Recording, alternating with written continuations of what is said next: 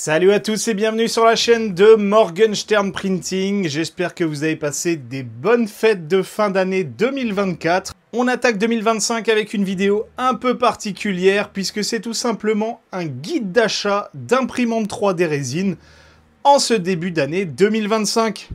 Bon, j'espère que vous avez passé des très bonnes fêtes de fin d'année. Moi, j'en ai profité pour me reposer. Vous n'avez pas eu de nouvelle imprimante 3D ou de première imprimante 3D résine sous le sapin de Noël. Vous avez envie d'en acheter une, mais vous ne savez pas quoi acheter. Ou bien vous voulez faire un cadeau, mais vous ne savez pas quoi acheter en fonction du budget. Et bien ça tombe bien, puisque cette vidéo est là pour vous guider sur les meilleurs modèles de début 2025 à acheter en fonction des budgets et bien entendu des applications.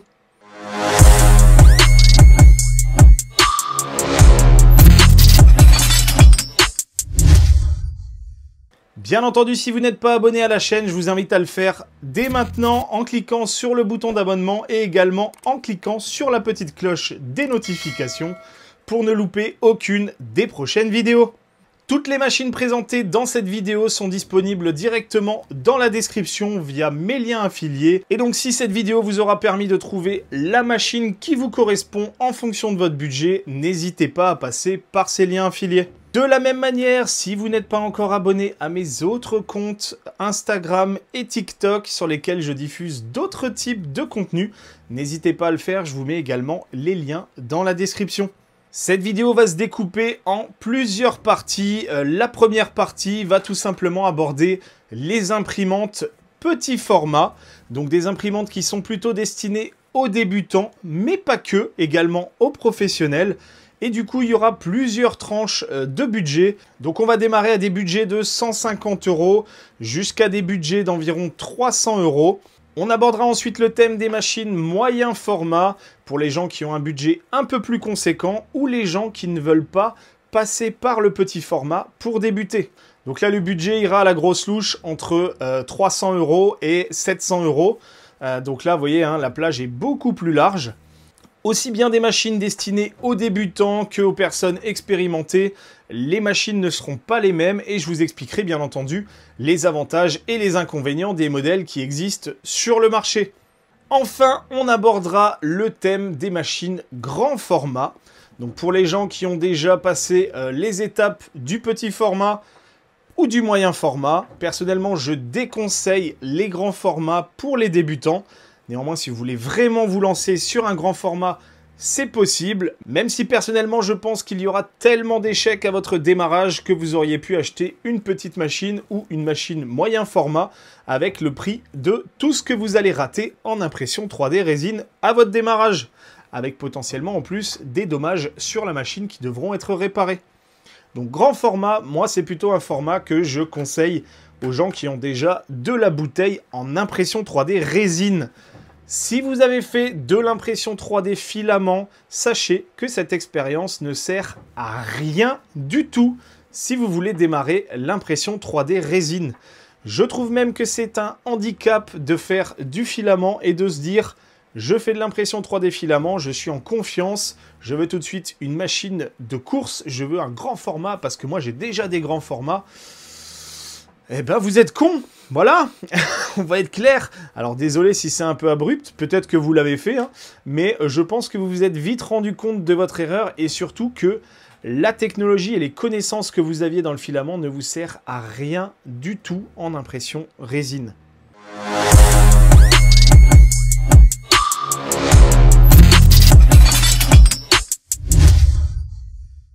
Alors on va commencer par le petit format. À qui s'adressent les imprimantes petit format ou entrée de gamme, même si en petit format, vous n'avez pas que de l'entrée de gamme, hein, il y a des machines qui sont extrêmement chères. Ces machines s'adressent, on va dire, à 3 catégories de personnes. La première catégorie, eh ben, c'est tout simplement les débutants. Vous êtes débutant, vous ne savez pas si l'impression 3D résine va vous plaire, vous n'avez pas forcément un budget illimité, et vous voulez une petite machine pour sentir la température, savoir si ça vous plaît, savoir si vous allez y arriver, savoir si grosso modo vous allez aimer cette technologie d'impression sans pour autant vous ruiner. De la même manière, pourquoi est-ce que je dis pour les débutants?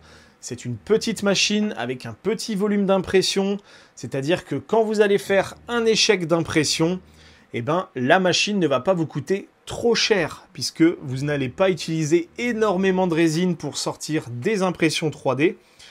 La technologie d'impression résine a quand même un mode de fonctionnement qui fait que quand ça foire, eh ben, ça ne surconsomme pas de résine en général, hein, puisque vous allez avoir une couche qui va être morte, et ce qui va se passer, eh ben, c'est que la suite ne continuera pas. Donc vous n'allez pas surconsommer de matière, comme par exemple en filament, où la machine va tout simplement tourner dans le vide et continuer de balancer de la matière dans le vide.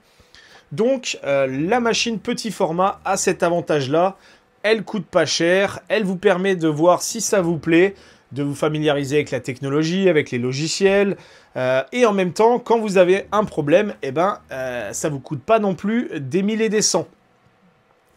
La deuxième catégorie, ça va être des gens qui veulent faire des petites impressions, type Wargame, donc Warhammer, Donjons et Dragons, etc., sans avoir de très grosses figurines à sortir.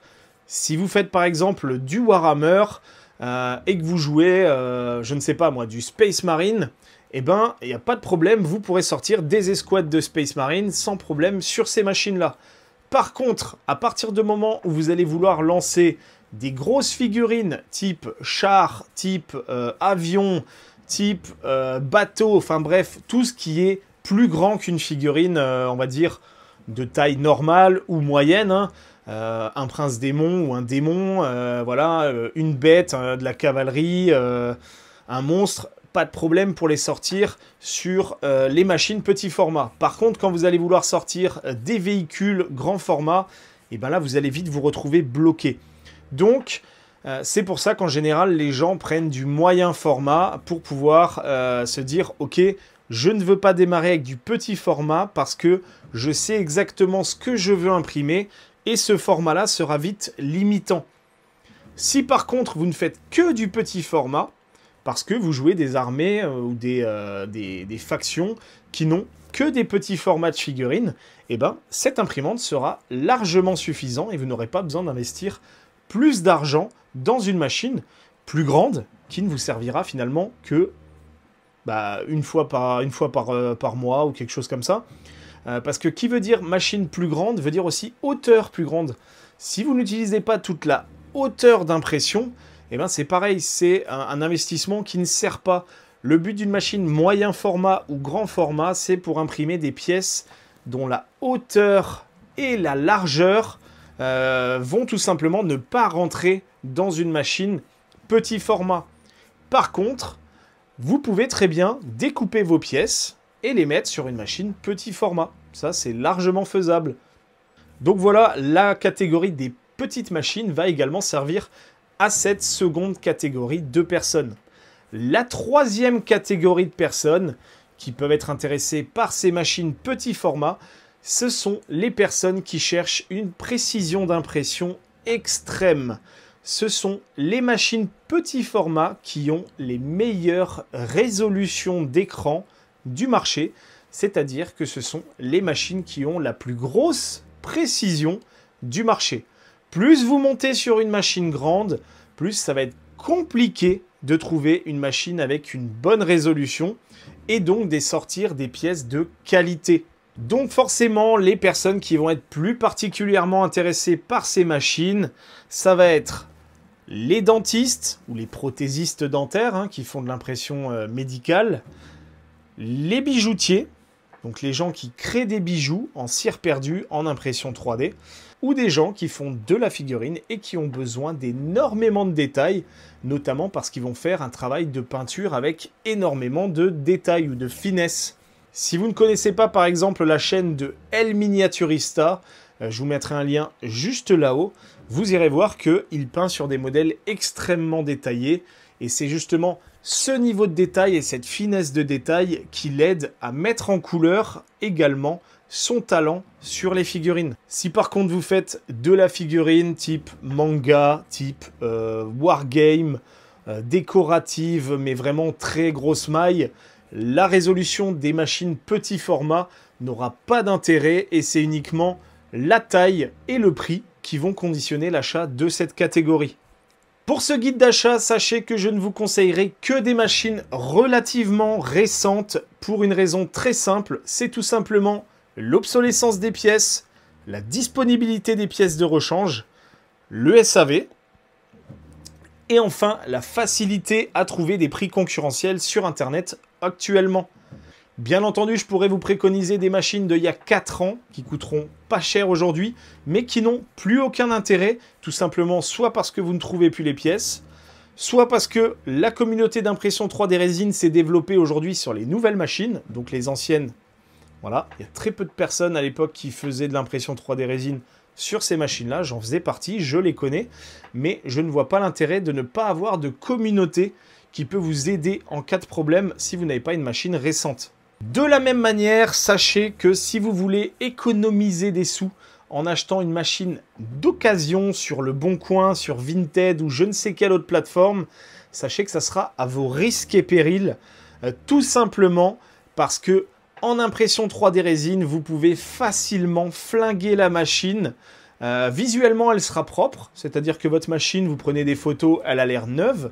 Par contre, l'intérieur peut être totalement pourri par de la résine qui aura coulé sur de l'électronique. Vous pouvez flinguer les pas des moteurs en forçant sur les moteurs. Vous pouvez défoncer le plateau et créer tout simplement un plateau qui n'est plus droit. Alors vous pouvez bien sûr le rectifier, mais c'est énormément de travail. Et quand vous êtes débutant, vous ne le savez pas et vous ne savez pas comment faire. De la même manière, vous allez acheter une machine avec un film qui va être défoncé, donc vous allez devoir le remplacer immédiatement. L'écran aura imprimé un nombre d'heures, mais vous ne saurez pas combien de temps. Et si ça se trouve, la lumière UV de la machine sera en fin de vie ou aura perdu de la puissance, ce qui fait que vous allez devoir surexposer vos modèles, vous allez devoir mettre plus d'énergie pour imprimer, ça sera beaucoup plus compliqué et les informations que vous trouverez sur Internet seront biaisées par rapport à cette machine d'occasion. Les machines d'impression 3D résine s'usent dans le temps comme n'importe quelle machine et bien entendu, il y a de la maintenance à faire dessus, du graissage des axes, du nettoyage, du remplacement des consommables et bien entendu un entretien régulier pour éviter que les gens foutent de la résine partout sur les parois, que ça devienne collant, etc. Ce que vous achetez sur Internet en occasion, à moins de connaître la personne qui le vend, moi, personnellement, je vous déconseille d'acheter des machines d'impression 3D résine d'occasion. Si vous connaissez la personne, que c'est un ami à vous, que vous savez comment il travaille, que vous savez qu'il prend soin de ses machines, pas de problème. Si par contre c'est un inconnu, personnellement, vous faites comme vous voulez, mais à vos risques et périls. Allez, après ce petit préambule d'explication, on va passer sur le guide d'achat des machines avec les machines petit format.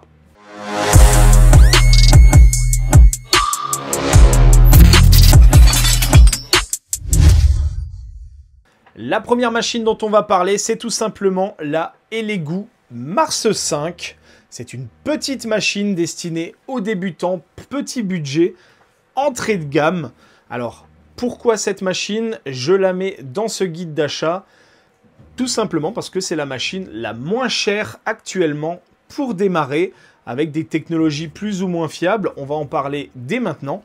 Mais avant ça, ce qu'il faut savoir sur cette machine, c'est que c'est vraiment la machine la moins chère actuellement. Donc cette machine, c'est une machine qui est à 180 €. Donc c'est vraiment l'entrée de gamme proposée par Elegoo. Alors elle n'a pas les dernières technologies d'un point de vue écran. Elle a un écran 4K de 6,6 pouces. C'est tout simplement le même écran que sur la Mars 3 qui est sortie maintenant il y a plus de 3 ans. C'est un écran qui est ultra fiable, rien à dire de ce côté-là. Cependant, par rapport à sa petite sœur, enfin en tout cas à ses petites sœurs, les Mars 3 et 4, la machine a été équipée d'une source lumineuse qui est un COB, donc une lumière UV avec une lentille de Fresnel. Alors sachez que ce système d'exposition est le moins cher actuellement qui existe et c'est pour ça que toutes les marques le prennent. Par contre, elle a un avantage, c'est que la diffusion de lumière est très bonne. Donc, on n'a plus les matrices de LED que vous pouviez avoir dans le passé sur des machines de cette taille. On est sur une vraie source d'éclairage. Cette machine a également un système d'auto-nivellement, donc destiné aux débutants. Ce qui vous affranchira tout simplement de niveler votre plateau au déballage de la machine. Elle a un design qui est plutôt cool avec sa couleur vert pomme. Personnellement, j'aime beaucoup ce design. C'est exactement le même design que la Mars 5 Ultra, mais avec une cover vert pomme. Par contre, attention par rapport à sa grande sœur, la Mars 5 Ultra. Cette machine n'a pas de système de tilt. Elle n'a pas le Wi-Fi, elle n'a pas de caméra embarquée, elle a un plateau plus petit avec un écran plus petit. Voilà, il faut le savoir. Ce n'est pas du tout la même machine que la Mars 5 Ultra. C'est vraiment une machine entrée de gamme, pas chère pour démarrer. Néanmoins, ça reste une machine très fiable, abordable, qui fonctionne très très bien et qui sera facile à prendre en main. Si vous voulez une machine d'une qualité un peu supérieure, ou en tout cas avec une meilleure résolution que cette machine, puisque comme je vous le disais, la Mars 5 n'a qu'un écran de 4K, vous pouvez vous orienter pour quelques euros de plus, une vingtaine d'euros en plus, vers la Anycubic Photon Mono 4. C'est la machine entrée de gamme de chez Anycubic. Alors vous êtes sur une machine qui n'a pas certaines technologies qu'ont la Mars 5, mais qui a d'autres avantages. Premier avantage de cette machine, pour une vingtaine d'euros en plus, vous aurez un écran un tout petit peu plus grand, puisque vous passez sur un écran 7 pouces et non plus 6,6 pouces. Vous aurez une résolution 10K, donc là vous faites x 2,5 la résolution, donc vous avez une précision 2,5 fois meilleure que sur sa concurrente. Alors en réalité, on est plus proche des 2 fois mieux, puisque l'écran est un peu plus grand, donc la résolution sera un peu diminuée. C'est une machine qui peut démarrer avec une vitesse d'impression de 70 mm/h. Donc c'est une machine plus rapide que la précédente. Vous avez également le nouveau système d'éclairage de chez Anycubic qui s'appelle Light Turbo, qui est également un très bon système d'éclairage, équivalent au système Cobb de chez Elegoo. Par contre, contrairement à la machine que je vous ai présentée précédemment, cette machine n'aura pas d'auto-nivellement sur son plateau. Donc vous devrez faire le nivellement à l'ancienne avec les 4 vis du plateau. Honnêtement, c'est une étape qui prend 2 minutes. Voilà, par contre, vous avez un plateau très bien pensé, facile à laver, beaucoup plus facile à laver que sur la précédente, mais il faudra le niveler à la main. Au niveau des inconvénients, ce sont 2 machines avec des cloches que vous devez soulever. Donc vous devez enlever le capot en plastique pour pouvoir accéder à la machine et à vos impressions 3D. Donc de ce côté-là, on est équivalent. Les 2 machines n'ont pas le Wi-Fi, donc vous n'avez pas de connectivité autre que USB pour mettre vos fichiers dedans. Et les 2 machines seront équipées de NFEP, donc des films en PFA. C'est de la qualité intermédiaire. Franchement, pour cette taille de machine, c'est pas du tout un problème. Vous n'allez pas imprimer à des hautes vitesses, donc ça suffit largement. Donc voilà, les 2 machines en fonction de ce que vous désirez. Soit avoir vraiment de l'entrée de gamme et ne pas avoir de nivellement à faire et avoir des capteurs de détection d'échecs au niveau de la Mars 5. Soit vous voulez une machine entrée de gamme, mais avec une meilleure résolution. Et avec un écran un tout petit peu plus grand, vous partirez sur la Mono 4 d'Anycubic pour 20 € de plus. On enchaîne ensuite avec une machine beaucoup plus performante, de la même catégorie, petit format, qui pour moi est quand même relativement intéressante. C'est la Anycubic Mono 4, enfin Photon Mono 4 Ultra. C'est également une machine petit format avec un écran de 7 pouces 10K, donc la même résolution que sur la Mono 4 simple, mais c'est une machine qui a d'autres avantages par rapport à sa petite sœur. Premier avantage de cette machine, c'est une machine qui peut imprimer jusqu'à 120 mm/h, donc 12 cm en 1 heure. C'est ce que va pouvoir vous sortir cette machine. Bien entendu, si vous imprimez en couche de 100 microns, si vous imprimez en couche standard de 50, vous serez plus proche des 6 ou 7 mm/h. Mais c'est une vitesse que vous pouvez atteindre avec cette machine, donc vous pouvez déjà commencer à rentrer dans les machines haute vitesse. Sachant qu'à cette vitesse-là, vous serez plus rapide que sur toutes les machines Elegoo du marché.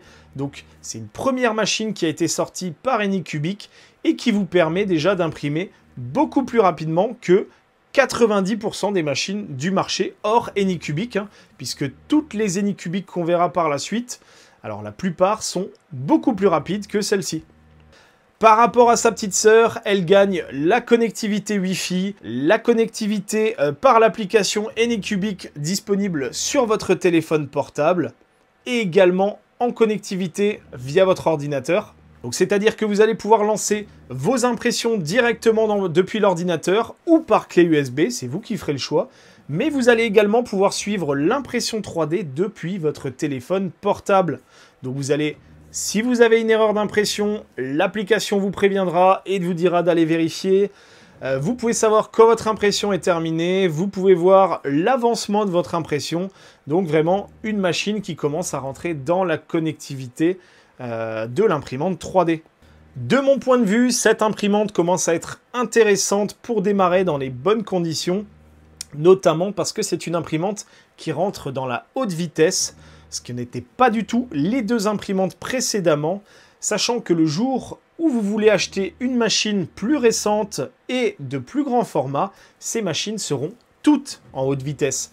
Donc ça vous permet de mettre le pied dans cette partie de l'impression 3D résine, soit qui vous conviendra très bien et qui vous permettra d'imprimer rapidement avec cette machine, soit plus tard de vous dire, bah tiens, j'ai envie d'une machine plus grande, ah merde, c'est de la haute vitesse, ah bah je sais déjà faire puisque j'ai déjà une machine haute vitesse. Donc ça ne sera pas un nouvel apprentissage. La seule chose que vous aurez à gérer quand vous passerez sur un format plus grand, eh ben, c'est tout simplement la gestion de la taille. Puisque vous imprimerez plus grand, il va falloir adapter vos supports à ces pièces plus grandes. Mais grosso modo, vous saurez déjà maîtriser la haute vitesse grâce à cette machine. Une machine plus intéressante encore de mon point de vue, et c'est pour moi la machine parfaite pour démarrer en petit format ou pour les gens qui veulent vraiment une machine petit format de précision.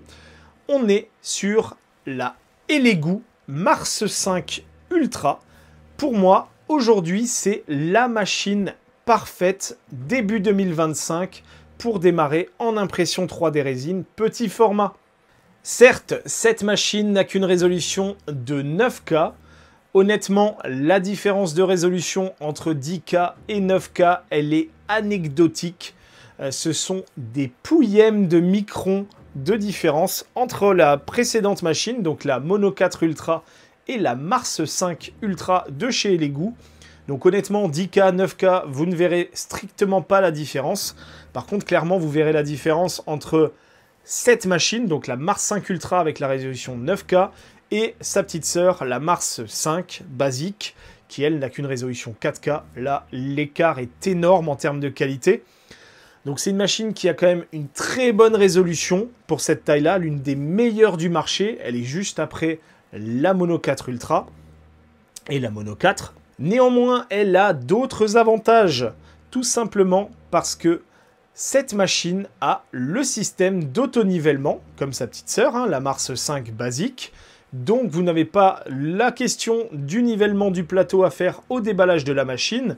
Si vous avez ce système d'autonivellement, vous avez la détection des échecs, la détection de la quantité de résine au fond du bac. Donc derrière, forcément, vous n'avez plus de questions à vous poser quand vous démarrez. C'est pour moi l'équivalent, pour ceux qui font de l'impression filament, de la Bambu Lab A1 Mini en impression 3D résine. Autre avantage de cette machine, c'est que c'est une machine qui a le système de tilt. Donc ce n'est pas le plateau qui va monter et descendre dans le bac, c'est le bac qui va descendre et monter au fur et à mesure de l'impression. Ce système, certes, ralentit l'impression 3D, néanmoins, il apporte une fiabilité d'impression, tout simplement parce que la libération de la couche va se faire de manière progressive et non pas un arrachement, puisque quand c'est parallèle entre le bac et le plateau, vous arrachez les couches, là vous les décollez, donc le risque d'échec est quand même relativement plus faible avec ce système-là, mais par contre, l'inconvénient du tilt, c'est qu'il ralentit l'impression 3D. Alors, ralenti, c'est pas non plus une catastrophe. Grosso modo, sur cette imprimante 3D, en pleine vitesse, enfin en vitesse rapide, vous allez imprimer au mieux du 70 mm par heure, donc du 7 cm par heure en couche de 100 microns. Donc vous êtes plus lent que la Mono 4 Ultra, mais vous avez un risque d'échec et une facilité d'utilisation qui seront quand même complètement différentes entre les deux produits, sachant que le produit n'a que 10 € de plus que sa concurrente. Donc Anycubic, très bien, très bonne machine, avec une très bonne connectivité, puisque vous avez l'application Anycubic, qui pour moi est le point fort de cette machine. Par contre, la Mars 5 Ultra de chez Elegoo, vous n'avez pas de connectivité avec une application, mais vous avez le Wi-Fi. Donc vous pouvez directement piloter la machine depuis votre ordinateur et depuis vos notifications Shitubox, donc le logiciel de tranchage. Vous avez le système de tilt, vous avez l'autonivellement. Vous pouvez brancher également un système de filtration Elegoo Mars Mate, donc un système de filtration grand format sur cette machine. Vous avez également une caméra dans la machine, ce qui n'est pas le cas dans sa concurrente. Donc vous avez une caméra qui vous permet de regarder ce qui se passe à l'intérieur de la machine pendant l'impression via votre ordinateur. Et vous pouvez également faire des timelapse. Donc si vous êtes vidéaste, créateur de contenu, vous pouvez faire des timelapse d'impression 3D avec cette machine. Toutes les machines que je vous ai présentées depuis le début sont des machines avec des cloches. Donc y compris les deux dernières, vous allez devoir retirer la cloche pour la poser à côté pour pouvoir accéder à la machine. Sur les petits formats d'impression 3D, il n'y a quasiment aucune machine avec un système de capot qui se lève. Vous en avez, mais honnêtement, pour moi, elles n'ont strictement aucun intérêt. Je pense par exemple aux Nova 3D, les petites machines Nova 3D, clairement aucun intérêt malgré ce système d'ouverture. Ce sont des machines avec des technologies assez obsolètes, elles sont relativement chères. Honnêtement, pour démarrer, enfin en tout cas avec ce qui existe aujourd'hui, moi je vous conseille vraiment ces deux marques, soit Anycubic, soit Elegoo. Je ne parle pas des Frozen, notamment la Mini 8KS ou la Mini 8K, tout simplement parce que ces machines sont dépassées à ce jour. Les technologies sont quand même obsolètes. Et la problématique, c'est que sur cette machine-là, l'interface utilisateur est très mauvaise, le prix est extrêmement élevé. Vous n'avez pas de connectivité Wi-Fi. Honnêtement, c'est des machines qui, par rapport à celles que je viens de vous présenter, n'ont pas d'intérêt. Alors si, vous avez les Mini 8K qui ont un meilleur écran que la première machine que je vous ai montrée, qui est vraiment à 180 €, pardon. Regardez le prix de la Mini 8K S et on en reparle, mais clairement, c'est pas du tout le même game. Donc, aucun intérêt pour ce guide d'achat. Et sachez que si la Mars 5 Ultra vous intéresse, j'ai fait une revue complète de cette machine sur la chaîne YouTube. Vous avez le lien qui s'affiche juste ici. Je n'ai pas parlé des machines de Nova 3D ou de Creality, tout simplement parce que ces machines, de la même manière que Frozen, n'ont pas d'intérêt. Les technologies sont obsolètes, la finition n'est pas bonne, l'interface utilisateur est pas bonne, vous êtes bridé au niveau des slicers que vous pouvez utiliser. Bref, honnêtement, je n'y vois aucun avantage par rapport à la suprématie actuelle de Elegoo et de Anycubic. Je n'ai pas parlé non plus de la petite Gitek Alcaïde, qui certes est une imprimante à moins de 100 €, je crois 92 €, un truc comme ça. Tout simplement parce que, pareil, c'est une machine qui a des technologies d'il y a 5 ans. Donc un écran 2K sur cette machine-là. Honnêtement, vous mettez 50 balles de plus, vous avez déjà un meilleur écran, une machine beaucoup plus fiable, vous avez l'autonivellement. Voilà. Sur la Gitek Alcaïde, le bac est en plastoc. Le plateau, on dirait une feuille d'aluminium pour pouvoir faire cuire votre rôti au four. C'est extrêmement fin, de très mauvaise qualité. Bon, l'écran est pas mal de pilotage. L'interface est plutôt sympa, mais honnêtement, c'est plus une machine... En fait, c'est l'équivalent d'un appareil photo jetable, mais en machine d'impression 3D résine. Ça, c'est vraiment une machine qui avait un intérêt il y a encore 2 ans, puisque les technos n'avaient pas explosé comme c'est le cas aujourd'hui. Aujourd'hui, cette machine n'a plus aucun intérêt, malheureusement. Et je vous déconseille de mettre 100 balles dans cette machine-là, sachant que dans ce cas-là, vous faites mieux d'acheter une imprimante d'occasion plus récente, avec des meilleurs technos que la Gitek Alcaïde. Bien entendu, je ne vous parle pas des petits formats professionnelles, type Formlabs, Uniz, etc., qui pour moi n'ont aucun intérêt également. Ce sont juste des pompes à fric pour les professionnels. Donc les dentistes, etc., qui achètent des Formlabs à 20 000 €, vous êtes des bons pigeons pour les marques d'imprimantes 3D résine, puisque les technos sont également des vieilles technos. Alors Formlabs à part, hein, parce que ils ont un avantage que n'ont pas les autres, ce sont des résines biocompatibles, donc directement paramétrées dans la machine, pour les machines. Ok, de ce côté-là, je leur reconnais, ils ont un avantage. Mais vous pouvez très bien utiliser de la résine Formlabs sur une machine à 200 balles. D'ailleurs, j'attends toujours que quelqu'un m'envoie de la résine Formlabs. Normalement, ça devrait se faire. Et je vous ferai un tuto de comment utiliser leur résine sur des machines à 200 balles pour ne plus dépenser 10 000 € pour acheter une machine petit format de merde. Je vais rajouter une 5e machine à cette catégorie puisque c'est une machine qui a un réel intérêt, notamment pour concurrencer l'argument vitesse de Anycubic. C'est tout simplement la Mars 4 Ultra qui est sortie il y a un peu plus d'1 an maintenant chez Elegoo. Alors elle a des inconvénients et des avantages par rapport à sa grande sœur, la Mars 5 et la Mars 5 Ultra. Déjà, c'est une machine qui peut monter jusqu'à 150 mm/h. Donc c'est une machine qui fait de la haute vitesse, à condition d'imprimer bien entendu en 100 microns. Elle sera de ce fait plus rapide que la Anycubic Photon Mono 4 Ultra, qui ne peut monter que jusqu'à 120 mm/h. Celle-ci pourra aller jusqu'à 150 mm/h réellement. Son seul avantage, c'est sa vitesse et son prix, 10 € moins cher que la Mono 4 Ultra. Donc vous avez vraiment une tier list hein, sur la partie haut de gamme avec ces 3 machines. Néanmoins, cette Mars 4 Ultra n'a pas le système de tilt, elle n'a pas la caméra, elle n'a pas le système de fonctionnement par Wi-Fi avec le suivi par Wi-Fi. Vous pouvez lancer en Wi-Fi, mais vous ne pourrez pas suivre, comme c'est le cas par exemple sur la Mars 5 Ultra avec Shitu Manager. Elle n'a pas de système d'auto-nivellement. Elle n'a pas le même interface graphique, hein. On est sur une interface graphique très simple par rapport à ces deux concurrentes, hein, enfin les deux machines qui suivent. Donc c'est une machine d'une précédente génération qui reste néanmoins relativement intéressante, notamment par sa vitesse. Après, honnêtement, même si la machine est 10 € moins chère, je pense qu'il vaut mieux mettre 10 € de plus ou 20 € de plus et prendre soit une Mono 4 Ultra, soit prendre une Mars 5 Ultra dans le meilleur des cas.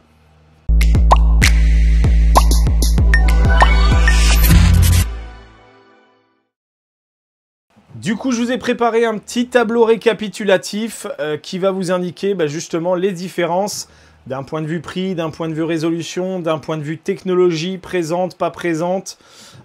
Et du coup, vous mettre les 5 modèles les uns à côté des autres pour que vous puissiez tout simplement comparer les spécifications des différents produits que je vous ai présentés. Bien entendu, si vous voulez aller regarder d'autres produits, eh ben, vous pouvez les regarder directement sur les sites des fabricants, mais vous vous rendrez compte que la tier list, ou en tout cas les 5 produits, le podium que moi je vous présente sur les petits formats, il n'y a quasiment aucune discussion sur le fait que ce sont les meilleurs actuellement. Si l'une de ces machines vous intéresse, je vous le rappelle, vous avez mes liens affiliés dans la description de la vidéo pour pouvoir acheter soit sur le site d'Anycubic, soit sur le site de Elegoo. Et du coup, laisser un petit coup de pouce à la chaîne avec un commissionnement lorsque vous achèterez votre machine sans payer un centime de plus.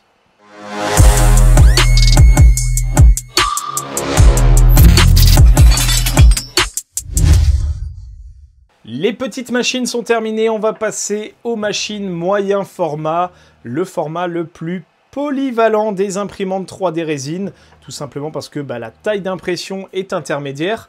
Vous avez un format qui est quasiment 2 fois plus grand en volume que les précédentes. Bien entendu, vous n'êtes pas sur un grand format. Du coup, ce format-là reste encore accessible aux débutants, contrairement au grand format que je déconseille fortement aux débutants. vous pouvez commencer avec une moyen format si vous avez le budget, que ça soit en termes d'achat de machine et également en perte sur vos essais de démarrage, puisque vous allez avoir des échecs quand vous allez commencer l'impression 3D résine. Et plus vous imprimez des grosses choses avec une machine, plus l'échec vous coûtera cher en résine. Donc voilà, si vous avez le budget et que vous ne voulez pas acheter une petite puis une moyenne machine, bah vous pouvez directement acheter une machine moyen format. Personnellement, je préfère que quelqu'un commence avec une petite machine et ensuite passe au moyen. Pour des raisons toutes simples, c'est que quand vous voulez tester des résines, eh ben vous pouvez les tester sur la petite machine. Les échecs vous coûteront moins cher. Et vous pourrez garder votre imprimante grand format pour imprimer de la routine et en parallèle tester les résines sur la petite avant de les passer sur la grande. Donc voilà, ça vous permet un petit peu d'appréhender la résine que vous allez switcher sur la modèle plus grande. Et de la même manière, la petite machine que vous aurez à côté vous permettra de finir les fins de bouteille de résine, puisque quand vous avez la grand format ou la moyen format, il vous faut une certaine quantité de résine pour remplir le bac et pour pouvoir lancer une impression. Et cette quantité de résine, elle est forcément réduite sur un petit format, donc vous pourrez vraiment vider vos fonds de bouteille hein, sur la machine petit format. Voilà, vous aurez deux machines pour pouvoir jongler. Personnellement, je préfère ce mode de fonctionnement, mais les gens sont libres de faire ce qu'ils veulent. Vous pouvez directement commencer avec un format intermédiaire. Cette tier list va commencer encore une fois par une machine Elegoo, qui est aujourd'hui hein, l'un des leaders du marché de l'impression 3D résine avec la Saturn 4. Une machine à 300 €. Honnêtement, c'est 40 € de plus seulement que la machine la plus chère, petit format que je vous ai présenté juste avant. Alors c'est une machine qui est très intéressante puisqu'on passe à un écran de 10 pouces en résolution 12K. Sachez qu'en 12K, cette résolution sera inférieure à la résolution 9K de la Mars 5 Ultra. Mais néanmoins, ça reste une très bonne résolution pour une entrée de gamme moyen format. Le passage en 10 pouces, par contre, est quand même relativement intéressant. Hein. Vous prenez 3 pouces de diagonale, puisque le calcul du nombre de pouces se fait dans la diagonale de l'écran. Hein. Donc 3 pouces en plus de diagonale. Donc c'est vraiment un très bon volume par rapport à sa petite sœur. On double quasiment le volume. Vous gagnez aussi bien en largeur, en profondeur et en hauteur sur cette machine. Elle est toujours équipée du système de cob avec lentille de Fresnel. Elle est équipée également du système d'auto-nivellement, la détection de résine au fond du bac et bien entendu le nivellement automatique du plateau. Autre avantage de cette machine, c'est que vous passez désormais avec des machines avec un couvercle amovible. Donc vous pouvez soulever le couvercle, il reste en place, vous n'avez plus besoin de l'enlever et de le poser à côté. Donc voilà, première grosse nouveauté sur les machines de cette taille, vous avez enfin des couvercles amovibles qui vous permettent de rentrer dans la machine. Cette machine a une vitesse maximale de 70 mm/h en couche de 100 microns, donc grosso modo comme la Mars 5. Vous n'avez pas la connectivité Wi-Fi, vous n'avez pas le système de tilt, voilà, c'est vraiment la machine entrée de gamme, moyen format, de chez Elegoo. Franchement, un très bon rapport qualité-prix, cette machine. Donc voilà une machine vraiment entrée de gamme, destinée aux débutants qui veulent démarrer avec pour première machine une imprimante 3D résine moyen format. Si vous n'êtes pas débutant et que vous avez déjà une petite machine résine et que vous êtes déjà fait la main sur la résine, vous pouvez opter pour une machine moins chère avec les mêmes performances. C'est tout simplement la Saturn 3 qui a le même écran, qui n'a pas par contre le couvercle amovible. Hein. Vous aurez une cloche que vous allez devoir soulever et mettre à côté. Néanmoins, cette machine est vendue 270 €, donc 30 € moins cher. Voilà, ça reste quand même relativement notable. Mais surtout, vous aurez une hauteur d'impression plus importante puisque cette machine n'a pas le système d'auto-nivellement qui est plutôt destiné aux débutants, hein, bien entendu. Mais néanmoins, voilà, vous avez exactement la même machine pour un peu moins cher. Après, à vous de voir si vous êtes prêt à mettre 30 € en plus pour perdre en hauteur, mais par contre gagner l'auto-nivellement, et si vous voulez un capot amovible ou une cloche à enlever. Personnellement, si vous avez déjà une première machine résine, je vous conseille plutôt de passer sur la Saturn 3, qui sera plus intéressante, même si vous économisez que 30 €. Personnellement, la différence de technologie et le fait de gagner en hauteur d'impression sera d'autant plus appréciable en passant sur la Saturn 3. Si par contre vous êtes débutant, clairement, je vous conseille de passer sur la Saturn 4, qui certes a en plus son capot amovible. Vous perdez un petit peu en hauteur, mais étant donné que vous êtes débutant, de toute façon, gérer une hauteur plus importante, ça commence à être compliqué. Et en plus de ça, vous avez le système d'autonivellement pour les débutants. La machine qui suit, elle est également non destinée aux débutants. C'est tout simplement la Saturn 3 Ultra, puisqu'elle est vendue à 369 € actuellement. C'est la machine de ce format-là avec la plus grande hauteur d'impression disponible. Donc honnêtement, c'est très appréciable, puisque vous pourrez imprimer jusqu'à 26 cm de hauteur, contre 23 pour toutes les machines concurrentes avec des systèmes d'autonivellement. Donc, une hauteur beaucoup plus grande. Vous pourrez imprimer jusqu'à 150 mm par heure, donc 15 cm par heure, à condition d'imprimer en couche de 100 microns, donc une machine haute vitesse. Elle a également une connectivité Wi-Fi. Vous ne pourrez pas la piloter comme la Saturn 4 Ultra, dont on parlera juste après. Mais néanmoins, vous pouvez lancer vos impressions en sans fil ou en USB via cette machine. De la même manière que ça soit la Saturn 3 ou la Saturn 3 Ultra ou la Saturn 4, toutes ces machines, enfin toutes les machines de Elegoo peuvent être connectées à un système de filtration grande taille qui est le Elegoo MarsMate. Donc voilà, ça, il faut le savoir. Vous pourrez brancher un système de filtration des odeurs beaucoup plus performant sur ces machines-là. Vous ne pourrez pas le faire avec des machines Anycubic dont on va parler encore par la suite. La prochaine machine, c'est la machine parfaite pour les débutants et les non-débutants, puisque c'est une machine polyvalente avec un très bon rapport qualité-prix. Je vous ai fait une review sur cette machine. Elle sera disponible juste ici. C'est bien entendu la Anycubic Photon Mono M7. Grosso modo, cette machine, c'est un concentré de tout ce que vous avez besoin dans une machine moyen format, sans superflu. Vous avez une belle interface utilisateur, vous avez un beau volume d'impression, vous avez un système d'autonivellement, vous avez le système, la connectivité à la fois Wi-Fi et application Anycubic. Vous avez la possibilité de faire de la haute vitesse, le bac, le plateau sont faciles à nettoyer. Honnêtement, cette machine, c'est une pure pépite. Le seul inconvénient qu'elle a, c'est qu'il faut soulever la cloche et la poser à côté, comme les deux précédentes machines dont je vous ai parlé, la Saturn 3 et la Saturn 3 Ultra.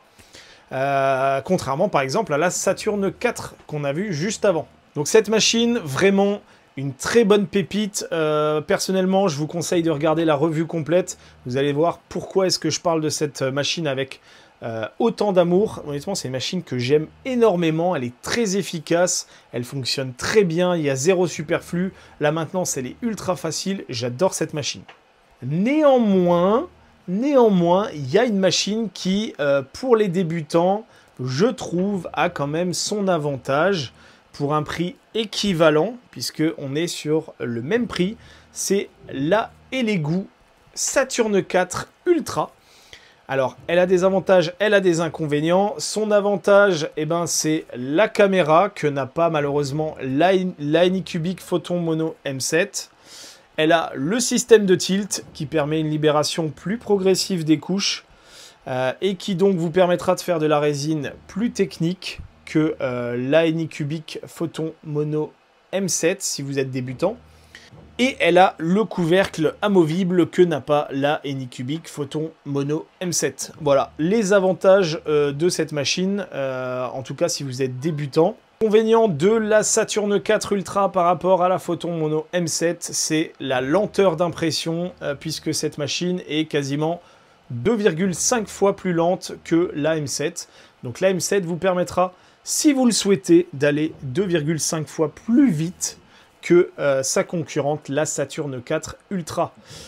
La Saturn 4 Ultra est bien la concurrente de la M7 basique et non pas la M7 Pro, dont on parlera juste après. Donc voilà, l'équivalent, ce sont vraiment ces deux machines en compétition. Personnellement, j'aime les deux machines. Je trouve que les machines ont leurs avantages et leurs inconvénients.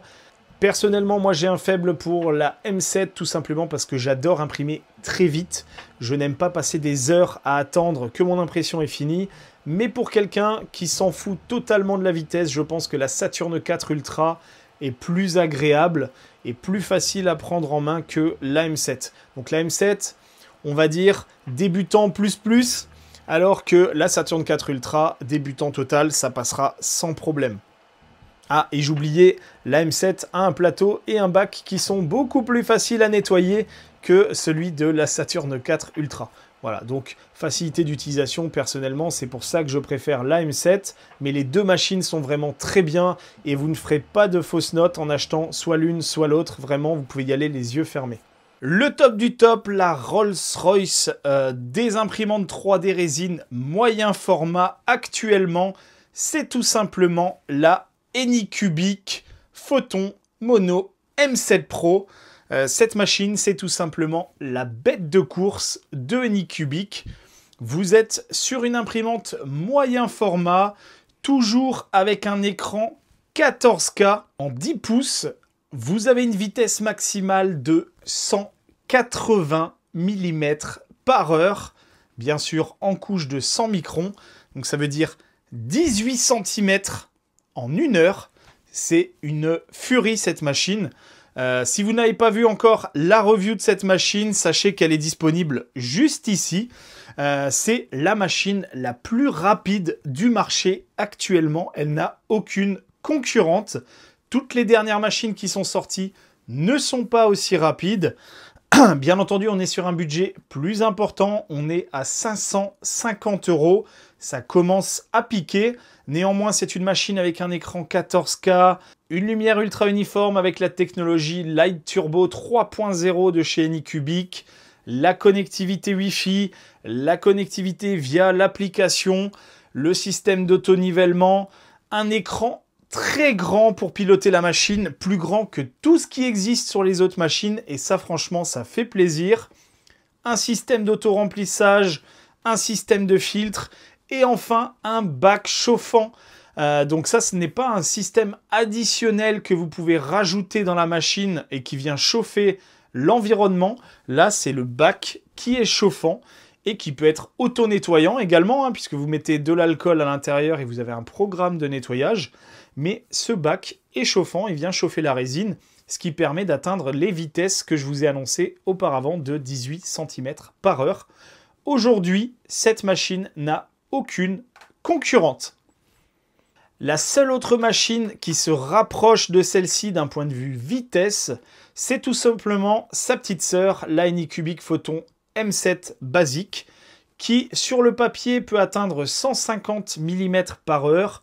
Personnellement, et dans la review de cette machine, je vous ai montré que cette machine pouvait monter à 163 mm par heure, donc une vitesse quasi équivalente. Il n'y a aucune autre machine qui imprime à cette vitesse à ce jour. Donc c'est vraiment une machine haut de gamme.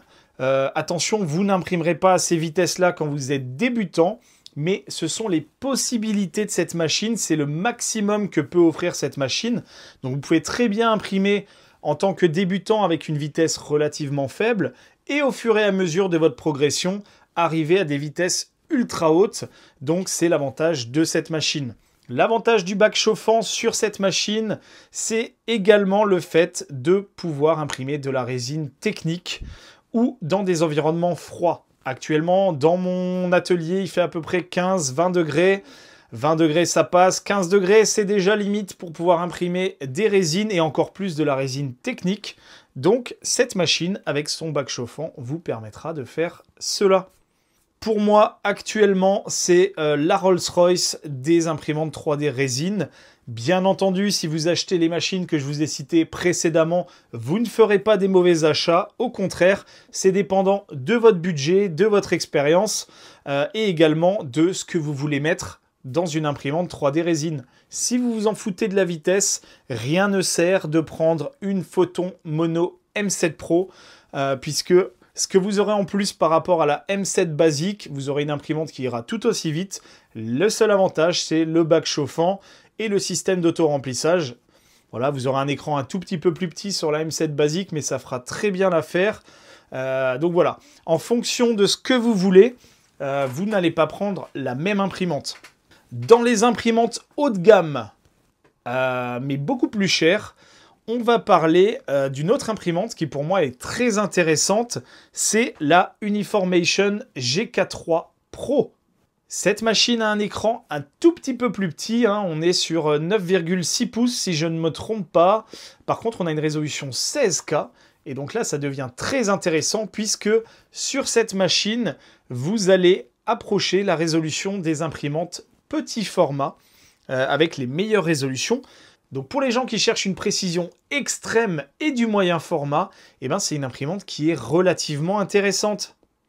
Elle a également un système de chauffage qui ne se fait pas au niveau du bac ou de l'environnement, il se fait au niveau de la machine complète, la résine plus l'environnement. Donc c'est une machine qui a une stabilité en température qui vous permet d'imprimer dans ce cas-là jusqu'à 0 degré. Ce n'est pas le cas sur les autres machines.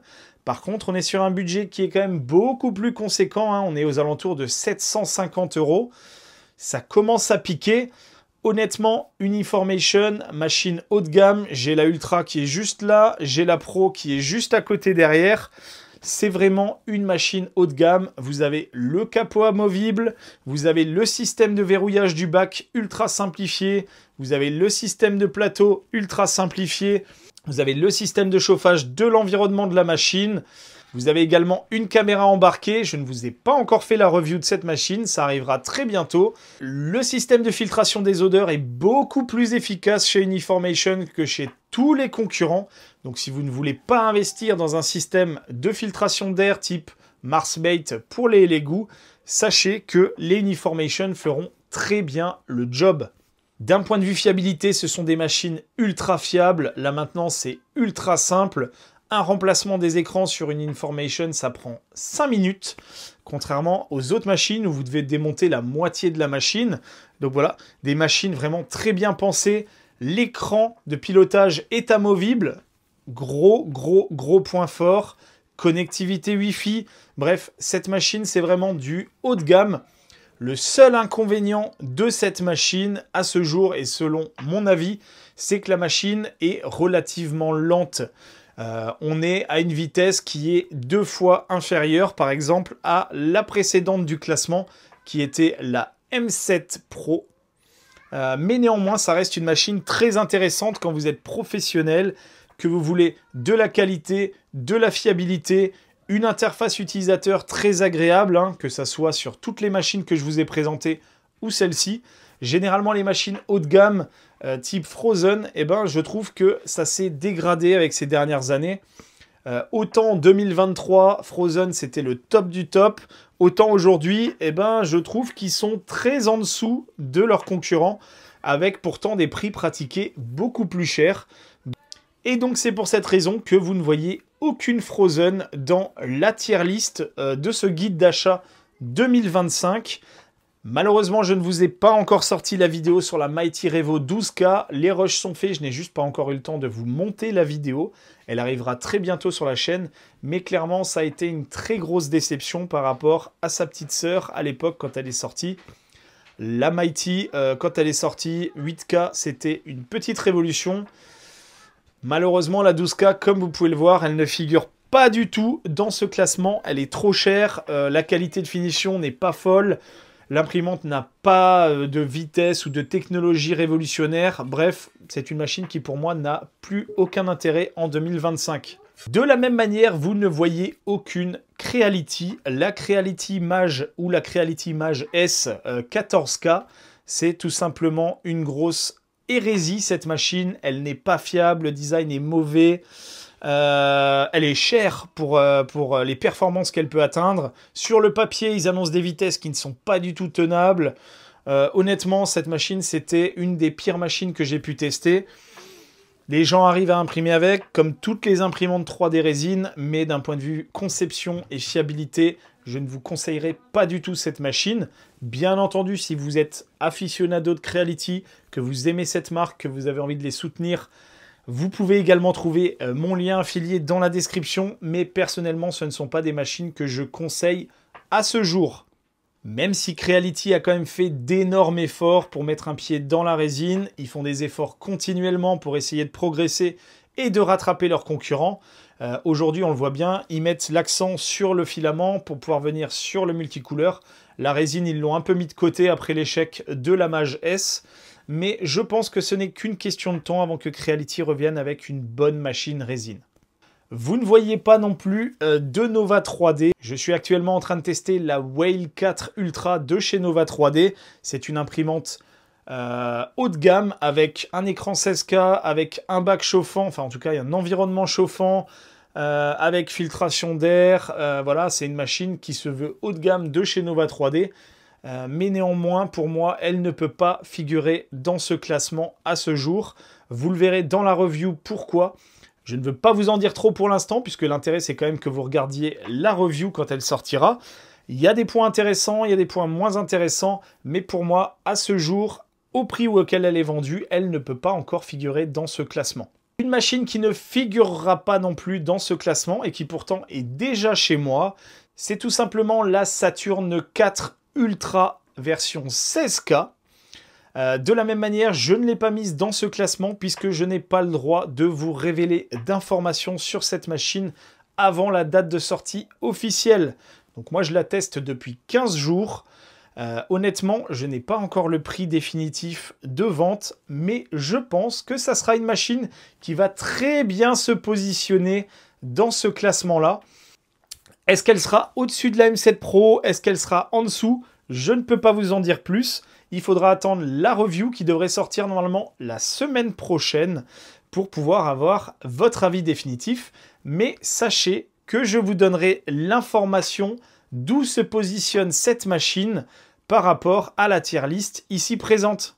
Vous n'avez pas vu dans cette tier list non plus la GK3 normale, puisque pour moi, elle n'a pas d'intérêt. La GK3 Pro est très intéressante. La GK3, voilà, je ne vois pas pourquoi est-ce qu'ils en ont sorti deux. Honnêtement, elle n'est pas entrée de gamme. Elle est quand même relativement chère. Et les technos sont équivalents à celles d'une Saturn 4. Grosso merdo, hein. Alors oui, elle est un peu mieux, mais le prix n'est pas du tout le même. Donc voilà, je n'ai pas vu l'intérêt de la mettre dans cette tier list. De la même manière, je pense que des gens vont me demander le positionnement, par exemple, de la JK2, qui était une machine que j'adorais, que j'adore toujours. Hein. C'est une machine qui est ultra fiable. Mais aujourd'hui, les technologies de la JK2 sont quand même relativement dépassées. Et l'objectif, c'est de vous montrer une tier list d'achat par rapport aux machines récentes, dernière génération. Le but de vous faire cette tier list, ce n'est pas de vous faire acheter une machine qui est sortie il y a 3 ans. Voilà, tout simplement. Alors, pas 3 ans, mais 2 ans et demi. Donc, on s'en approche très fortement. Combien de temps Uniformation va continuer à vendre des pièces? Je n'en sais rien, donc je ne vais pas vous conseiller de partir aujourd'hui sur une JK2.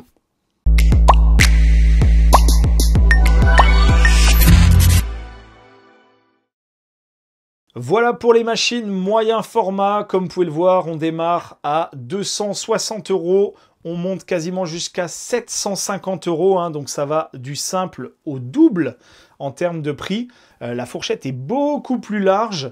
Et comme vous pouvez le voir, en fonction de ce que vous allez attendre de votre machine moyen format, de votre expérience, eh bien, vous allez choisir une machine différente. Donc, je vous fais un petit rappel. Pour les débutants, entrée de gamme, Saturn 4. Pour les non-débutants, entrée de gamme, Saturn 3. Si vous voulez une machine un peu plus performante que la Saturn 3, parce que vous avez de la bouteille et que vous voulez lancer dans la haute vitesse, Saturn 3 Ultra, le meilleur compromis hein, quand vous n'êtes pas débutant. Si vous êtes débutant et que vous voulez une machine facile à prendre en main, design avec une très bonne interface, etc., Saturn 4 Ultra. Si vous êtes débutant ou non débutant et que vous voulez une machine haute vitesse, avec une bonne interface, etc., haut de gamme, Anycubic M7 basique. Si vous voulez une machine très haut de gamme, très haute vitesse, avec plein de fonctionnalités différentes. Le fait de pouvoir imprimer de la résine technique. Anycubic M7 Pro.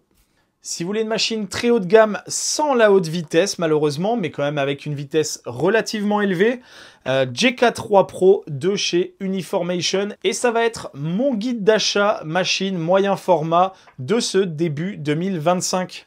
De la même manière que sur les machines petit format, je vous ai fait un tableau récapitulatif de toutes les fonctionnalités et de toutes les performances que peuvent atteindre ces machines, histoire de vous repérer tout simplement sur qu'est-ce qu'elles ont, qu'est-ce qu'elles n'ont pas, quels sont les avantages, quels sont les inconvénients. Voilà, alors c'est un peu imbuvable comme ça, je vous invite à le mettre en plein écran pour y voir quelque chose, mais ça vous permettra de résumer un petit peu tout ça. De la même manière, si ces machines vous intéressent, si vous voulez plus de détails, je vous invite à regarder les vidéos de review que j'ai fait sur ma chaîne YouTube. Vous en avez pour la Saturn 4 Ultra, vous en avez une pour la M7 basique, vous en avez une pour la M7 Pro. Celle de la JK3 Pro va arriver. Celle de la Saturn 4 Ultra 16K va arriver. Celle de la Mighty 12K va arriver. Bref, vous avez déjà une très bonne vision de ce qui est dans cette tier list. De la même manière, si vous voulez soutenir la chaîne et nous remercier, n'hésitez pas à passer par les liens affiliés dans la description pour acheter votre machine. Clairement, vous ne payerez pas un centime de plus, je le répète. Mais par contre, ça nous permettra d'avoir un petit commissionnement qui permettra de payer le matos vidéo et le matos d'impression 3D, les fichiers que j'achète pour vous faire toutes ces vidéos de review. Bon, c'est pas tout ça. On a fini les petites machines, on a fini les machines moyen format. On va passer maintenant dans le lourd.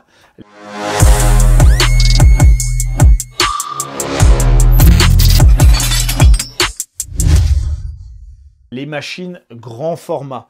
Et là, ça devient beaucoup plus complexe, puisque le budget, il va littéralement exploser.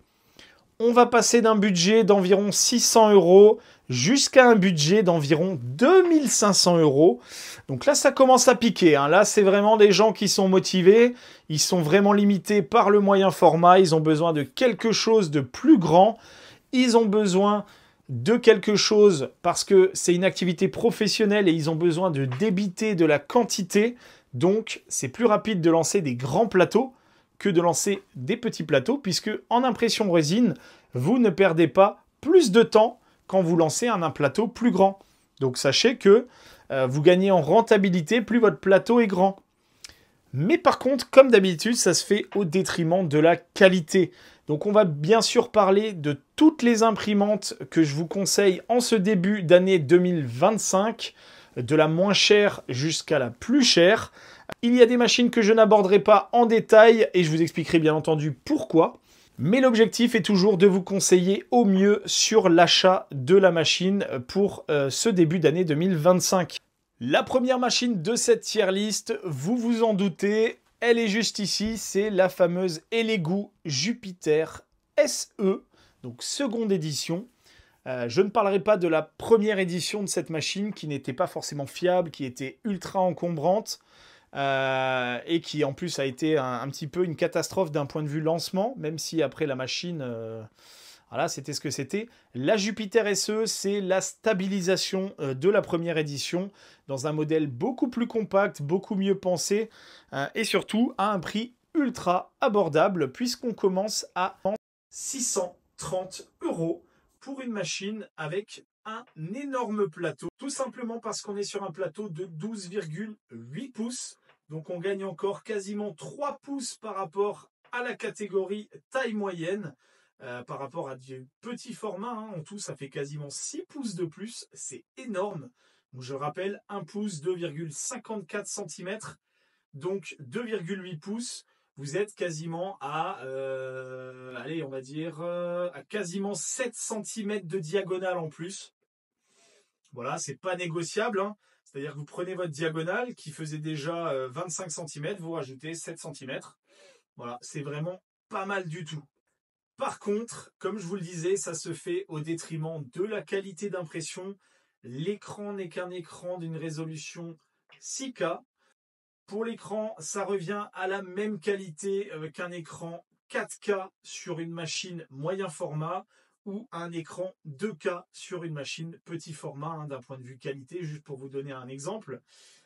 C'est une résolution qui, sur les machines moyen format, n'existe plus depuis la Saturn 2, tout simplement. Donc la Saturn 1 avait encore la même résolution que cette Jupiter SE. Et sur les petits formats, c'est quelque chose qui n'existe plus depuis la Mars 2 Pro. Donc ça fait 4 ans que ce type de résolution n'existe plus. Néanmoins, c'est une machine entrée de gamme. Elle vous permet de rentrer dans le grand format pour un prix relativement abordable. 630 €, honnêtement, c'est pas cher. Surtout quand vous voyez le volume d'impression de cette machine, c'est vraiment déjà pas mal. La machine est ultra compacte, donc elle prend pas énormément de place. Par contre, il vous faudra de la place au-dessus de la machine, puisque malheureusement, c'est une cloche qu'il faut soulever pour pouvoir dégager la machine. Un petit peu comme sur les machines petit format, sauf que là, vous avez une énorme cloche à soulever. Donc, il faut prévoir quasiment 40 cm au-dessus de la machine, qui est quand même relativement grande. On est sur du grand format, tout simplement juste pour soulever cette cloche et l'enlever. D'un point de vue technologie, il n'y a pas grand-chose à l'intérieur, hein, malheureusement. Alors si, vous avez un système d'auto-remplissage, des petits systèmes de filtration. Par contre, vous pouvez connecter le système de filtration MarsMate de chez Legout, qui vous permet tout simplement de filtrer un gros volume d'air avec les odeurs de résine. Vous avez un système d'éclairage Cobb avec une lentille de Fresnel. Donc ça, c'est plutôt positif, hein. Vous aurez une répartition de la lumière qui sera très bonne, notamment sur ce format-là. Par contre, vitesse, ne vous attendez pas à une machine foudre de guerre. Vous allez faire de l'impression à environ 3 cm par heure, donc 30 mm par heure au maximum sur cette machine. Voilà, c'est pas non plus foufou, mais c'est pas ce qu'on lui demande. On lui demande d'être pas cher et de faire du grand format et enfin d'être fiable. De ce côté-là, cette machine remplit le contrat. C'est vraiment la machine pas chère pour faire du grand format. Vous n'avez pas besoin de détails parce que vous faites par exemple du format type impression manga ou alors des figurines décoratives ou des bustes, voilà, qui n'ont pas beaucoup de détails. Cette machine fera parfaitement le job. Si par contre vous voulez faire du wargame type Warhammer, etc., avec des grands modèles, ça peut vite être compliqué puisque vous avez une résolution qui n'est pas folle, donc vous allez voir tout simplement démoirer un peu partout du fait de la résolution de l'imprimante. Si vous avez un peu plus de budget, on va passer à la machine suivante. C'est tout simplement la nouvelle Anycubic M7 Max. Alors, c'est tout simplement l'héritière de la M3 Max de Anycubic, hein, qui a fait son temps, puisque c'est une machine qui a quand même quasiment 3 ans et demi. Donc voilà, il était temps qu'il la change. Elle vient de sortir, elle est toute neuve. J'attends pour ma part la mienne qui n'est pas encore arrivée, puisque la première, elle est arrivée défoncée par la poste. La deuxième a été bloquée en douane et renvoyée en Chine. Et donc j'attends la troisième pour pouvoir la tester et vous faire la review complète de cette machine. Par contre, j'ai déjà les premiers retours sur cette machine. Elle est aussi fiable que sa petite sœur, la M3 Max. Donc de ce côté-là, plutôt positif. Néanmoins, c'est une machine qui est beaucoup plus intéressante que la Jupiter SE pour plusieurs raisons. Le premier point sur cette machine qui est extrêmement positif, c'est son capot amovible. Vous n'avez pas à soulever une énorme cloche pour ouvrir la machine. Et ça, honnêtement, sur ce format-là, moi je trouve que c'est indispensable. Soit de la porte en façade, soit une cloche amovible, et non pas une cloche à soulever et à devoir poser, sachant qu'elle est quand même énorme. Donc voilà, ça c'est le gros point positif. Le deuxième point positif, c'est tout simplement que l'écran est plus grand. Vous avez un écran de 13,6 pouces qui est plus grand que sur la Jupiter SE, avec une résolution 7K, certes, qui est exactement la même résolution que la M3 Max. Néanmoins, vous avez une toute petite différence positive en termes de précision par rapport à la Jupiter SE. Mais voilà, le volume d'impression reste quand même relativement intéressant et beaucoup plus intéressant que sur la Jupiter SE, d'où la différence de prix. L'autre point positif, et là on rentre dans le vif du sujet, c'est le système de chauffage du bac. Sur ces tailles d'impression, généralement ce que vous voulez faire, c'est du prototypage, de l'impression technique de pièces, et donc forcément le volume vous permet de le faire puisqu'on vient sur des vrais volumes d'impression. Et donc, le chauffage, notamment quand vous voulez imprimer dans des environnements qui ne sont pas chauffés, ça devient indispensable. Vous pouvez chauffer votre résine entre 20 et 40 degrés. Donc ça, c'est vraiment intéressant sur cette taille d'imprimante. Il y a très peu de machines qui le font. On est sur une machine à 850 euros. Donc c'est quand même 220 euros de plus que la Jupiter SE.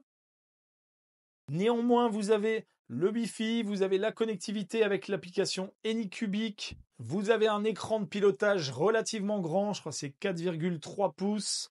Vous avez un système d'auto-remplissage. Voilà, donc franchement, c'est une machine ultra complète. Le seul point faible de cette machine, à ce jour, je dirais que c'est tout simplement le fait de sa résolution, qui reste quand même relativement faible, mais comme la Jupiter SE. Le fait qu'elle ait un chauffage intégré, mais pas de système de filtration grand format actuellement compatible. Alors je sais qu'ils sont en train de travailler sur un système. Il y a à l'arrière de la machine une trappe pour pouvoir brancher un système. Mais pour l'instant, on n'en a pas vu la couleur, donc je le laisse en point faible à ce jour, ce qui n'est pas le cas sur la Jupiter SE, où vous pouvez brancher un MarsMate. D'un point de vue vitesse, on est équivalent à la Jupiter SE, donc ça casse pas trois pattes à un canard. Malheureusement, sur les imprimantes grand format, il n'y a quasiment aucune imprimante haute vitesse.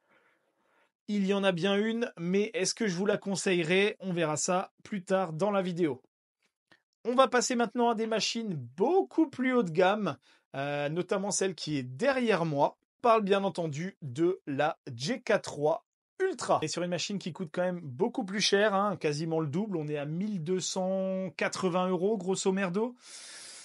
Ça commence à piquer. Par contre, d'un point de vue spécification, elle est beaucoup plus intéressante que les précédentes. D'un point de vue taille d'écran déjà, on est sur une taille d'écran équivalent à la M7 Max, puisqu'on est sur un écran de 13,5 pouces. Par contre, on a une résolution d'écran 16K, donc une vraie résolution de précision sur cette machine. C'est l'équivalent grosso modo d'une machine 8K sur une moyen format. C'est l'équivalent grosso modo d'une machine 4K sur un petit format. Donc vraiment, c'est aujourd'hui l'une des seules machines qui a cette résolution, si ce n'est la seule machine qui a cette résolution actuellement dans ce format-là.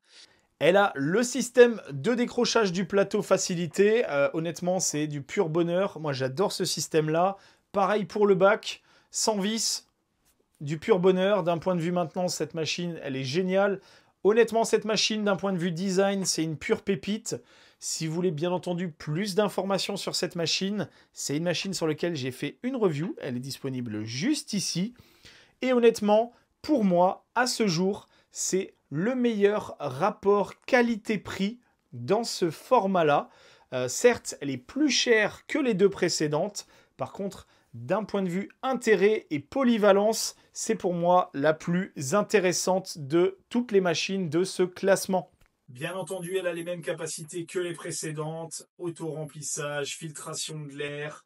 Elle a aussi un système d'auto-remplissage qui est beaucoup plus intéressant que les précédents, puisque ce sont des bouteilles que vous venez mettre à l'intérieur comme des cartouches, mais que vous pouvez remplir. Pour moi, c'est le meilleur système qui existe à ce jour. L'interface utilisateur est très bien. Vous avez une connectivité Wi-Fi. Malheureusement, vous n'avez pas de connectivité par application. Sachez-le, contrairement par exemple à la précédente, la M7 Max. Mais néanmoins, la connectivité Wi-Fi vous permettra de lancer vos imprimantes directement sur la machine.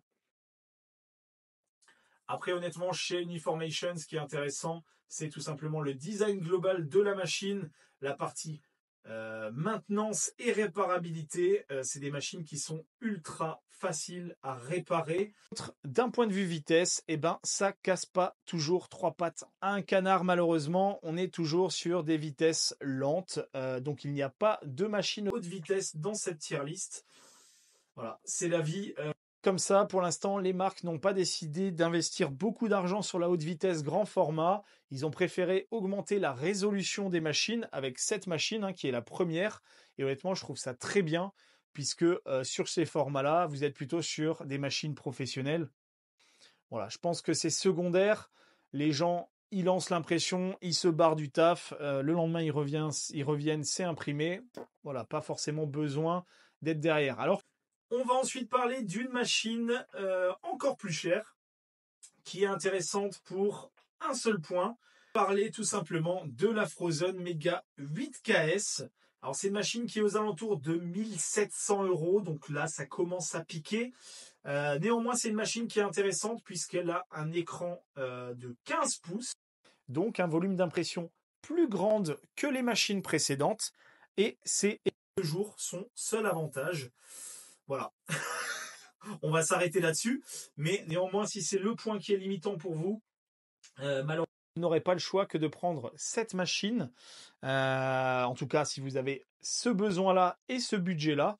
Bien sûr, si vous avez plus de budget, on va continuer avec des machines plus intéressantes, mais qui nécessitent de mettre la main au portefeuille. Bon, j'ai rechargé mon micro, c'est tout simplement pour ça que le son était pourri et je ne me voyais pas terminer cette vidéo avec un son aussi dégueulasse. Donc sachez que j'ai retourné toute la fin de la vidéo entièrement puisque le son était totalement vérolé et inexploitable sur les dernières minutes. Donc voilà, désolé encore pour le son tout pourri pendant les 10-15 dernières minutes. Excusez-moi, je n'avais pas anticipé le fait que mon micro allait tomber en rade pendant les rushs de la vidéo. On va continuer cette tier list, en tout cas le classement des machines à acheter en 2025 grand format, avec une machine qui va faire énormément polémique, je le sais. C'est tout simplement la Apex Maker X1. Pourquoi cette machine fera polémique? Je vous vois déjà venir dans les commentaires. Le lancement a été une catastrophe avec des retards de livraison énormes. D'abord justifié par le fait qu'il y avait la guerre dans le Golfe. Je ne sais jamais si c'est la mer Noire ou la mer Rouge, mais du coup, ils ont dû contourner toute l'Afrique, ce qui a rajouté énormément de délais. Ils n'ont pas géré les emballages, ce qui fait qu'il y a eu énormément de casses à réception. Donc non seulement les machines sont arrivées en retard, mais en plus, il y avait beaucoup de casses. Ils ont changé la conception en cours de route, c'est-à-dire que la machine que les premières personnes ont reçue, ce n'était pas la même que celle que nous avons reçue influenceurs, donc les premières séries, en tout cas les premiers prototypes. Tout simplement, ils avaient changé la structure interne, ce qui fait que cette structure-là était plus fragile et d'autant plus sensible à la casse pendant le transport. Donc le tout cumulé, ça a fait que grosso modo, il y a eu plein de merde au démarrage sur cette Apex Maker X1. À côté de ça, c'est une machine qui, malheureusement, n'est pas à mettre entre toutes les mains. Il y a deux conditions pour pouvoir utiliser cette machine qui coûte néanmoins plus de 2000 €. C'est tout simplement la première condition d'avoir déjà imprimé en haute vitesse, idéalement moyen ou grand format. Si vous n'avez jamais fait d'impression haute vitesse, sachez que cette machine va vous décoiffer. Et c'est un peu le problème, c'est que les gens se sont dit la machine est ultra performante, vas-y je prends ça, c'est la meilleure du marché et je me lance. Sauf que si vous n'avez jamais fait de haute vitesse, eh ben, les gens avaient que des échecs. Et la problématique d'avoir une machine ultra performante mais de ne pas savoir l'utiliser, eh ben, c'est qu'il y a eu énormément de casses. Des casses d'écran, des films percés, de la résine partout. Bref, des catastrophes. Alors, beaucoup de gens ont mis ça sur le dos de la machine. La machine avait des défauts de livraison sur les premières séries. Mais il y avait énormément de mauvais usages de cette machine. J'en vois encore énormément. De la même manière, c'est une machine qui a des temps d'exposition quasiment 2 fois plus courts que des machines standards. Donc les gens surexposés sur cette machine en se disant oh, bah, ça fonctionne comme une autre machine, hein, c'est à peu près pareil.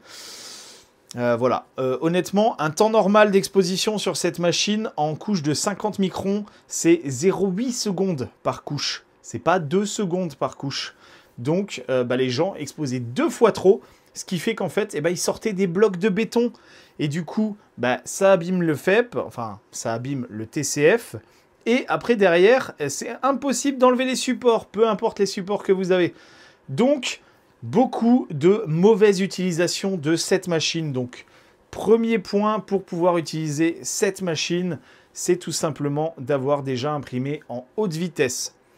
Le deuxième point indispensable si vous souhaitez acheter cette machine, la Apex Maker X1, c'est d'avoir déjà fait de l'impression grand format. Minimum Jupiter, tout ce qui est Saturn, M7, etc., ce n'est pas suffisant. Les forces de traction sont beaucoup plus compliquées à gérer sur du grand format. Et de la même manière, la gestion des supports et le poids de la pièce qui va sortir sur une machine comme ça est beaucoup plus conséquent. Vous pouvez sortir une pièce de 4 kg là-dessus. C'est-à-dire que le bac, il peut contenir grosso modo 5 kg de résine et vous pouvez sortir des pièces de 4 kg. 4 kg suspendus sur des supports, c'est énorme. Et en même temps, vous venez arracher ça d'un film. Donc il faut gérer absolument les impressions grand format, aussi bien au niveau des supports, l'orientation du modèle, les vidages. Bref, il faut savoir imprimer en résine pour se lancer sur cette machine de manière sereine. Je ne dis pas que vous ne pouvez pas acheter cette machine pour démarrer. Le problème, c'est que vous allez tellement en chier. Elle n'a tellement rien en commun avec les autres machines que c'est vraiment une machine à part entière dans le monde de l'impression 3D résine. Il faut savoir que c'est une machine grand format très haute vitesse. Donc c'est une machine qui a une vitesse de pointe de 180 mm par heure. Donc il faut imaginer que la hauteur de 40 cm là derrière, vous la sortez en 2h30. Voilà, alors en couche de 200 microns, ne vous emballez pas. En couche de 100 microns, on est aux alentours de 110 mm par heure.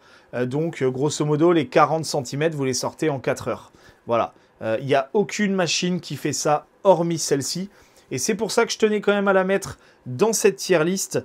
Parce que elle a un plateau beaucoup plus grand que les autres machines. Elle a un écran, et du coup un plateau de 16 pouces. Donc, plus grand que la Mega 8 KS. Elle imprime beaucoup plus vite que toutes les machines grand format. Certes, elle a une résolution équivalente à la Jupiter, qui est plus petite, donc une résolution de 50 microns, puisque c'est un écran 8K qui est dans cette machine. Mais par contre, c'est une machine qui a encore d'autres avantages. Elle a notamment, et c'est d'ailleurs la seule machine à ce prix-là qui existe, un bac chauffant qui monte jusqu'à 60 degrés.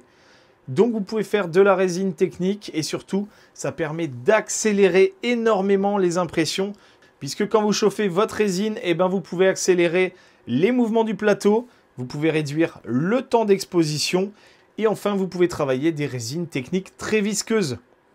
Donc aujourd'hui il n'y a pas de machine concurrente, celle qui s'en rapproche un petit peu, c'est celle-ci, la GK3 Ultra, qui a un bac chauffant, mais qui ne monte pas jusqu'à 60 degrés. Elle n'a pas non plus la même vitesse, puisque celle-ci va difficilement à 30-40 mm par heure, alors que celle-ci, elle peut monter jusqu'à 180 mm par heure en couche de 200 microns. Attention, ce n'est pas une machine qui est faite pour imprimer de la miniature, tout simplement parce que déjà la résolution ne s'y prête pas, mais en plus de ça, haute vitesse, difficulté à régler l'exposition puisque c'est des temps très courts et du coup vous risquez fortement d'avoir des impressions surexposées ou alors qui s'arrachent et qui du coup vont faire la délamination de couches. Donc vraiment c'est une imprimante qui est dédiée plutôt aux semi-industriels ou alors aux professionnels qui veulent sortir des grosses pièces. Si vous faites de la figurine, ça serait des gros socles ou alors des figurines de très grande taille que vous pouvez sortir très rapidement. Vous pouvez commencer à faire du taille réelle sur cette machine.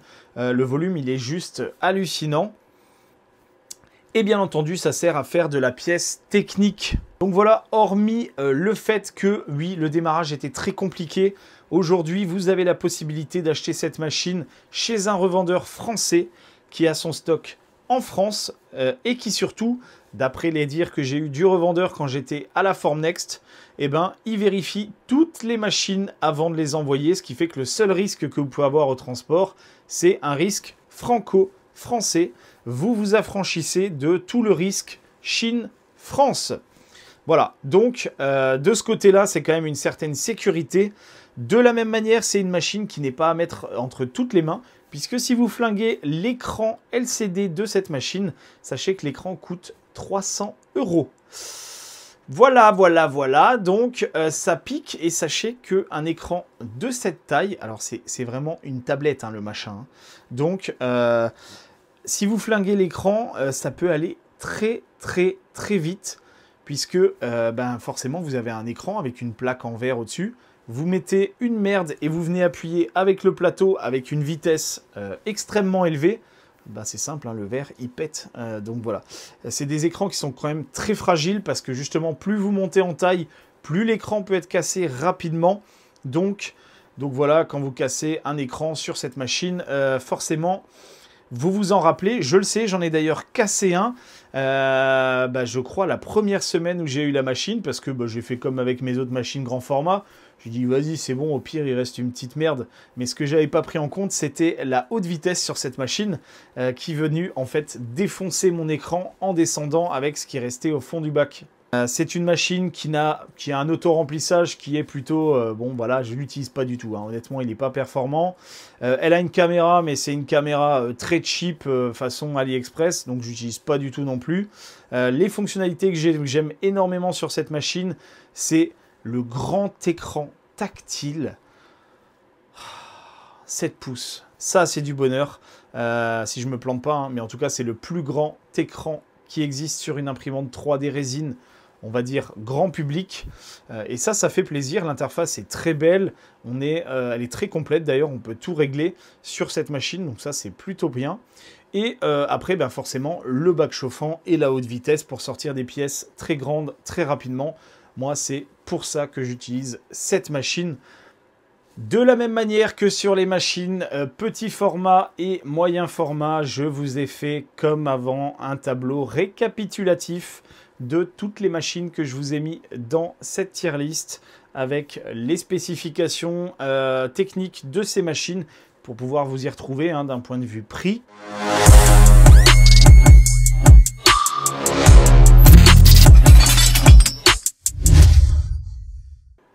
Et j'espère que ce guide d'achat 2025 vous aura aidé à trouver la machine idéale pour vous par rapport à votre besoin, ce que vous souhaitez faire, ce que vous aimeriez faire si vous ne vous êtes pas encore lancé dans l'impression 3D résine. Comme je vous l'ai dit plusieurs fois dans la vidéo, si vous avez trouvé la machine qui peut faire votre bonheur, n'hésitez pas à passer par mes liens affiliés dans la description pour acheter votre machine. Alors la seule machine qui n'aura pas de lien affilié dans cette tier list, c'est la Apex Maker X1, tout simplement parce que vous l'achèterez via le seul revendeur français si vous l'achetez, et je n'ai pas de lien affilié chez eux. De la même manière, si cette vidéo vous a plu, que vous voulez en savoir plus sur l'impression 3D résine, n'hésitez pas à vous abonner et à me donner de la force en cliquant sur la petite cloche d'activation des notifications pour ne manquer aucune des prochaines vidéos. En parlant de prochaines vidéos, d'ici la fin de semaine, vous aurez la review complète de la Elegoo Saturn 4 Ultra en version 16K. Tout simplement parce que je n'ai pas le droit de vous donner d'informations avant la date de sortie. Par contre, tout sera prêt pour la date de sortie pour vous expliquer les avantages de cette machine par rapport à sa petite sœur, la Saturn 4 Ultra 12K. De la même manière, j'ai reçu des petits colis qui vont être très sympas. J'ai reçu tous les types de films pour les bacs d'impression 3D résine. Et je vous prévois de vous faire une vidéo explicative des différences en fonction des différents films. Donc NFEP, FEP, ACF, HDF, HTF, TCF, bref, quasiment tout ce qui existe sur le marché. En tout cas, je vais essayer de mettre tout ce qui existe sur le marché et de vous expliquer quel est l'intérêt de tel ou tel film, quelles sont les contraintes de tel ou tel film, dans quel cas et sur quelle machine utiliser tel ou tel film. Donc voilà, ça sera l'une des prochaines vidéos sur la chaîne. Donc si ce sujet vous intéresse, n'hésitez pas à vous abonner. De la même manière, si vous avez des questions par rapport au contenu de cette vidéo ou par rapport à des machines qui n'y figurent pas et que vous souhaitez savoir où ces machines se situent dans la tier list, est-ce qu'elles sont au-dessus, en dessous de certaines machines, eh ben, N'hésitez pas à mettre vos questions en commentaire, je me ferai un plaisir de répondre à vos interrogations. Et de la même manière, si vous voulez ce type d'informations, regardez avant dans les commentaires. Si ça se trouve, j'ai déjà répondu aux questions qui vous intéressent. Si vous avez d'autres questions en lien avec l'impression 3D résine, n'hésitez pas également à les mettre en commentaire. Ça peut me donner des idées pour les prochaines vidéos long format, bien entendu toujours explicatives, pour vous orienter et vous former à l'impression 3D résine. Et n'oubliez pas que je vous fais ça totalement gratuitement, voilà, contrairement à d'autres qui vous font payer des formations. C'est cadeau, c'est bibi. Bon, j'avoue, vous devez regarder ma sale gueule pendant 1 heure à chaque fois. Mais bon, faut quand même avoir un petit inconvénient à avoir quelque chose de gratuit. Encore un grand merci à tous ceux qui me suivent sur la chaîne. On a dépassé les 34 000 abonnés. Un grand merci à tous. Sachez qu'il y aura un grand jeu concours qui va arriver également pour gagner une ou plusieurs machines d'impression 3D résine haut de gamme. Je n'en dis pas plus pour le moment, mais ça arrivera très bientôt. Je ne vous dis pas non plus sur quelle plateforme. Comme ça vous intéressera peut-être d'aller me suivre sur TikTok ou sur Instagram en plus de YouTube. On arrive à la fin de cette vidéo. Merci à tous d'avoir suivi jusqu'au bout. En tout cas, si vous êtes arrivé jusque-là dans la vidéo. Je suis encore désolé des problèmes de micro qu'il y a eu au cours de la vidéo, notamment sur la partie début des machines grand format. J'avais pas pris en compte le fait que mon micro pouvait ne plus avoir de batterie. Il faut dire que j'ai tourné pendant plus de 4 heures des rushs vidéo, donc voilà, j'ai dû faire le tri, j'ai dû filtrer, j'ai dû couper au montage, etc. Je me suis posé plusieurs fois la question de qu'est-ce que je voulais faire, comment je voulais le montrer, etc. Donc je suis encore désolé pour cette partie-là. Je ferai mieux la prochaine fois et je ferai en sorte d'avoir de la batterie, sachant qu'en plus, j'ai 2 micros, celui qui est sur moi et celui-là. Celui-là était totalement plein, mais je suis resté uniquement avec celui-là. Voilà, mon erreur. J'espère que cette vidéo vous a quand même plu. Je vous fais des gros bisous et bien entendu, à plus!